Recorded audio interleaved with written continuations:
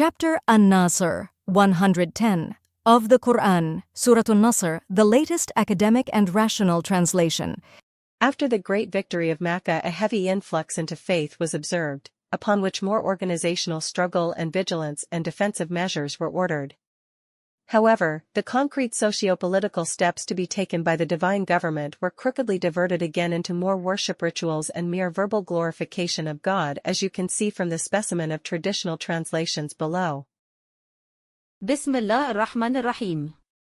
إذا جاء نصر الله والفتح ورأيت الناس يدخلون في دين الله أفواجا فسبح بحمد ربك واستغفره إنه كان توابا. A specimen of inherited traditional translations.